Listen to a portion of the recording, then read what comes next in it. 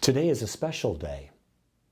I've taken questions that people have submitted from all over the world, and I'm going to talk about them. So today my talk title is simply this: Your Questions Answered.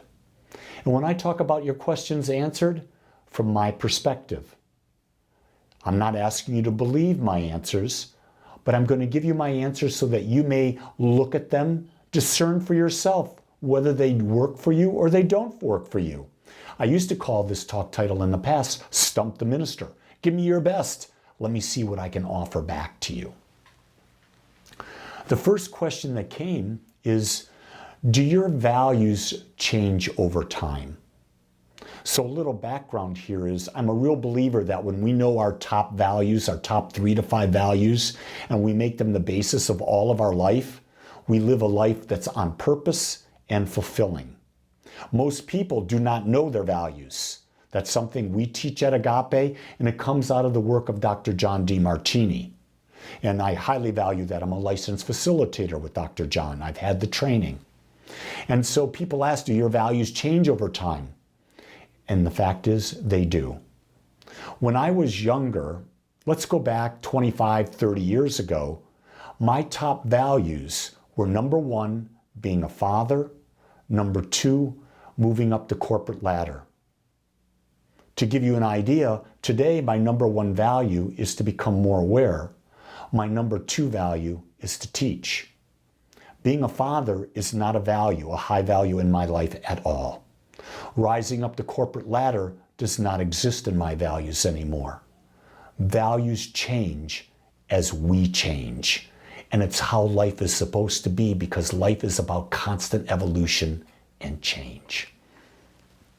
The second question I got is, what type of meditation is best? I know you learned transcendental meditation, yet you seem to like others. Yeah, I don't know that there is a best meditation. I think it's about you. So I have learned transcendental meditation. I've been initiated into Kriya Yoga, Vipassana. I've been initiated into the meditation by Blue Mountain Meditation, which was Sri Eksharan, his meditation form. I've learned Sri Vidya, and I've tried many other forms of meditation, some taught by Osho. Here's what I understand. It's all about stilling the mind. Whatever meditation you can learn that will still your mind, that will cause you to think less, to be more present in the moment, is the right one. As people ask me, are guided meditations good? It's a great place to start. Absolutely great place to start.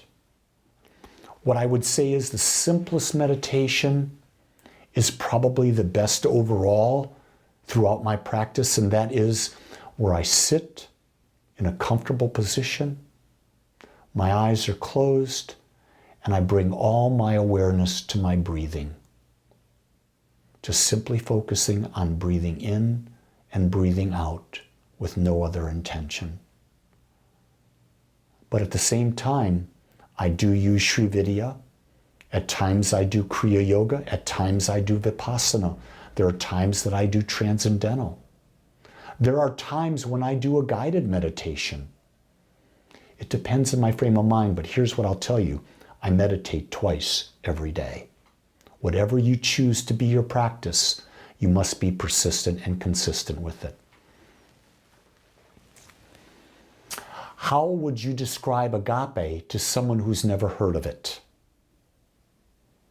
I would say Agape is a community of individuals who've come together to support each other as they better learn how to self-love through conscious living. At Agape, we teach the science of mind written by Ernest, which is a practical way of living. It is centered in the practice of meditation and spiritual mind treatment, which is our form of affirmative prayer. So we're addressing through meditation connection to the infinite, and through spiritual mind treatment, affirmations, gratitude, we're actually using the power of the infinite mind to create our life experience. You can use and come to Agape regardless of whatever spiritual path you may be on, because we don't see any path as being wrong. We see every path as being unique. We're a practical approach to spirituality. What is the best spiritual retreat you've ever been to? Every single one of them. Because every single one of them has caused me to go within, to reflect, to step outside of the day-to-day living. I've been on ministerial retreats. I've been on retreats in India, in Tibet. I've been on retreats in Peru. I've been on, I can't tell you how many retreats I've been on. Here's the key thing. The retreat you go on will be whatever you want it to be.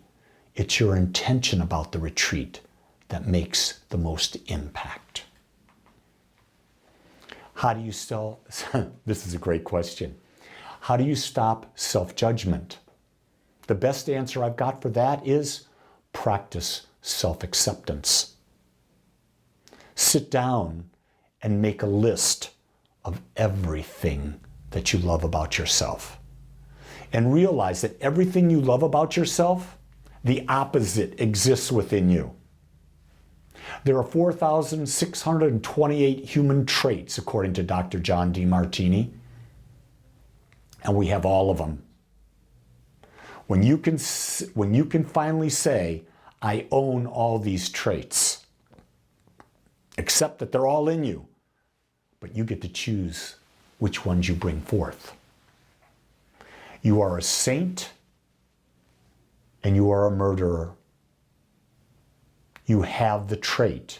The question is, where will you put your energy? Your journey is a journey of learning how to better self-love, and you can only do that through conscious living, learning who you are and channeling all your energy into becoming the greatest you can imagine in that area. How do you get rid of extreme anxiety and fear of death? Well, you have to become friends with death. You have to decide, what does death mean to you? What I've understood is the basis of what I teach is that there is an infinite. You can call it spirit, you can call it God, you can call it this, but it is not a super being. That's a humans putting an anthropomorphized idea on God. In other words, giving God human qualities. I don't believe that. I believe God is infinite mind, infinite consciousness, and that God created everything out of it, and I'm created out of it, as are you. And because I'm an individualization of it, it never dies, therefore I never die. And so what I understand my life to be is a conscious awakening to my infinite nature that goes on forever. So for me, death is moving from one plane of existence into another. That's as simple as I can make it. So I look at life as an eternal journey.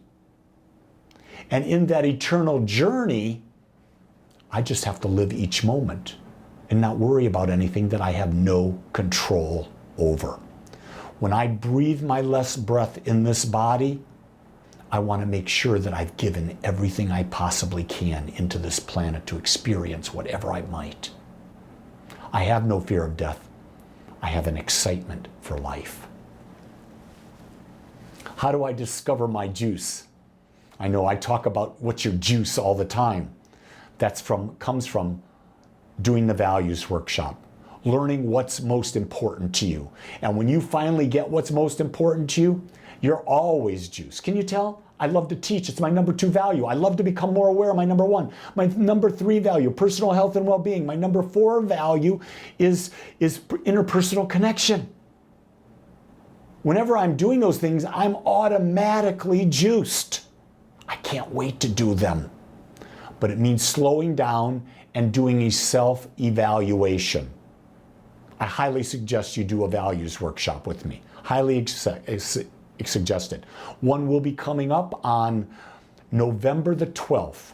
It'll be Zoom. You can go to Agape Spiritual Center and find out when that one is or when others are.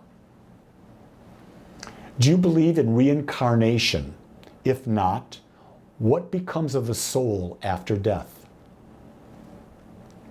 I believe that reincarnation is a possibility. Is it something I know for sure? No.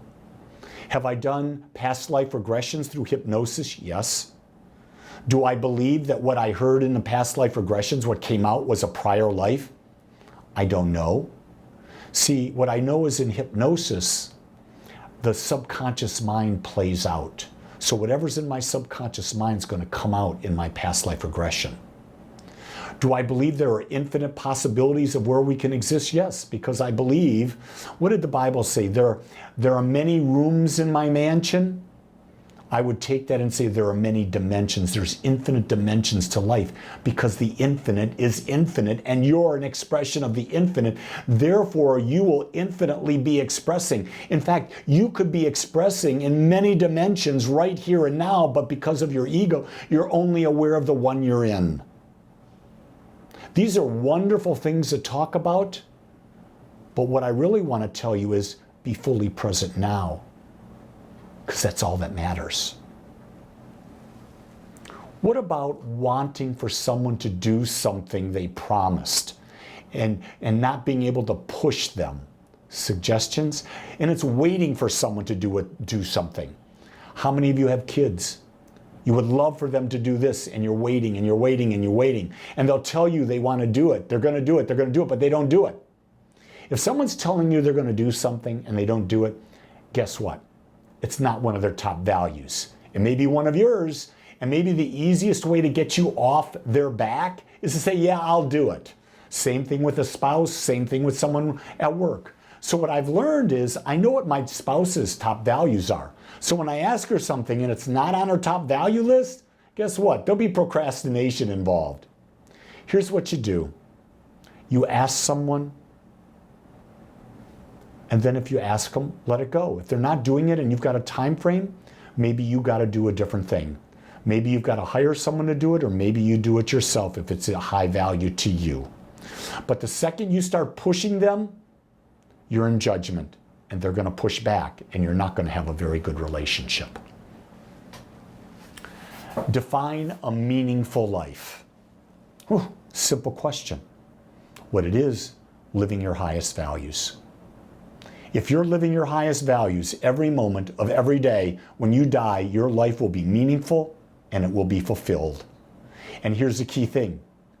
All that matters is what you deem is meaningful and what you deem is fulfilling. You are not here to live up to the expectations, wants, and desires of anyone else. You are here to be the greatest authentic you that you can be. What are the best spiritual practices for spiritual growth? Number 1, meditation. Number 2, directing the creative power through either spiritual mind treatment, affirmations, mantras, visualization, or affirmations, and gratitude. We are creators, so it's basically connecting and creating. You could actually say on the connecting part, can you be mindfully walking, fully present walking? So it's not just silent meditations, it's any form of meditation. And then there's the creative aspect. We are here. And guess what? Here's the greatest thing. Our conscious ability to create comes from knowing that we're connected. The two are right there. You can't separate them. So you use practices that engage both of them. That's what I've got for right now. If something came up as we were talking today, and you would like to ask a question for the next time I do this, write it in the comments. And I'll keep that list of questions to bring to you. This is what we're about at Agape. We're about asking questions so that people can form their own conclusions. Because I don't know what's right for you, but you do if you stop and listen.